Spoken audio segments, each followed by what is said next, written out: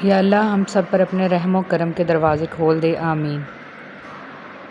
اپنی اولاد کو اپنا دوست بنا کر اچھا انسان بنا دو، ورنہ برے لوگ اپنا دوست بنا کر انہیں برا انسان بنا دیں گے۔ بدگمانی وہ مرض ہے جو ہر خوبصورت چیز کو قتل کر دیتی ہے۔ خاموشی سب سے زیادہ آسان کام اور بہت زیادہ نفع بخش عادت ہے۔ لوگوں کے عیبوں سے اس طرح غافل ہو جائیں جیسے نیند کے وقت آپ دنیا سے غافل ہو جاتے ہیں۔ ہمیں الف انار سے زیادہ الف انسانیت سیکھنے کی ضرورت ہے۔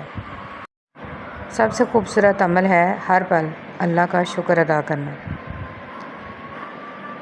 علم اپنی غلطی مانتا ہے، جہالت نہیں۔ خاموشی میں راحت ہے، لفظوں کا سفر انسان کو تھکا دیتا ہے۔ اپنی خامیوں کا احساس انسان کا کامیابی کی طرف پہلا قدم ہے۔ اگر آپ ہاتھ پر ہاتھ رکھے اچھے وقت کا انتظار کر رہے ہیں، اچھا وقت بھی ٹانگ پر ٹانگ رکھے آپ کی محنت کا انتظار کر رہا ہے۔ حضرت علی رضی اللہ تعالیٰ عنہ نے فرمایا، وہ جگہ چھوڑ دو جہاں تمہاری دو چیزوں کی قدر نہ ہو، تمہارے احساس کی، تمہارے الفاظ کی، پھر چاہے وہ کسی کا گھر ہو یا کسی کا دل۔ تہجد کی طاقت۔ جب رات کے آخری پہر اللہ تمہیں خود چنتا ہے تہجد پڑھنے کے لیے، تو پھر سوچو وہ تمہیں خالی ہاتھ کیسے لوٹائے گا۔ اس لیے جب بھی رات کے آخری پہر آنکھ کھلے تو اسے بے وجہ مت سمجھ لینا، اس کا مطلب ہے اللہ تم سے تہجد میں ملاقات کرنا چاہتا ہے۔ رسول صلی اللہ علیہ وسلم نے ارشاد فرمایا، سب سے افضل صدقہ روٹھے ہوئے لوگوں میں صلح کرا دینا ہے۔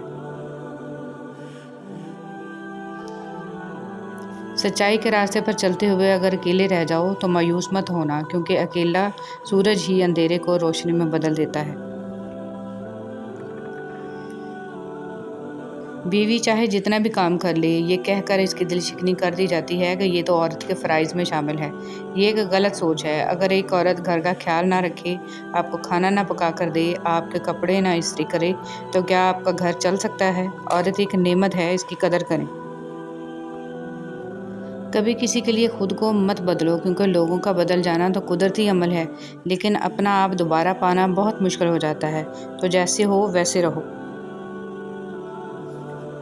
اگر ہم خیر میں مصروف نہ ہوں تو شر میں مصروف کرنے والی طاقتیں ہمیں تلاش کر لیتی ہیں۔ آپ کی زندگی میں جو بھی فیز چل رہا ہے، اس فیز تک آپ کو اللہ تعالیٰ لایا ہے۔ آپ خود نہیں آ گئے، اللہ تعالیٰ نے آپ پر مشکلیں بھی ڈالی اور آسانیاں بھی، تاکہ آپ شکر اور صبر دونوں سیکھیں۔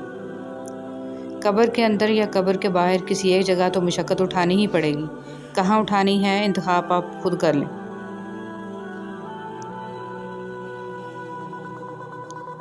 لا الہ الا اللہ۔ اللہ تعالیٰ کے ساتھ اپنے تعلق کو ہمیشہ خالص اور مضبوط رکھیں، کیونکہ یہ رشتہ ہی کامیابی کا ضامن ہے۔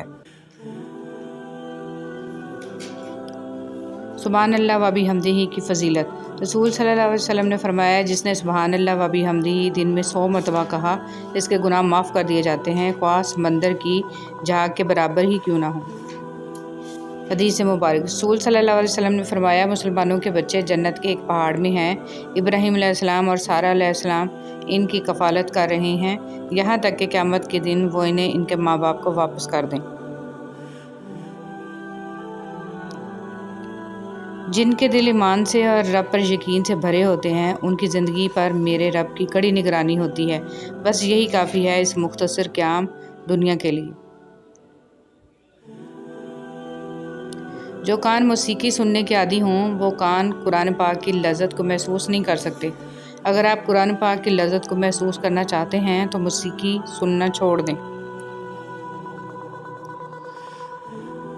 ہمیشہ یہ جملہ بہت ہمت دیتا ہے، اللہ ہے نا، وہ تھام بھی لے گا اور سنبھال بھی لے گا۔ ہمیں تو اللہ ہی کافی ہے اور وہ بہت اچھا کارساز ہے۔ حضرت علی رضی اللہ تعالیٰ عنہ نے فرمایا، ان لوگوں پر اعتبار کرو جو تمہاری 3 باتیں بھانپ سکیں، تمہاری ہنسی میں پوشیدہ درد، تمہارے غصے میں تمہارا پیار، تمہاری خاموشی میں پوشیدہ وجہ۔ بہترین انسان وہ ہے جس کا وجود دوسروں کے لیے فائدہ مند ہو۔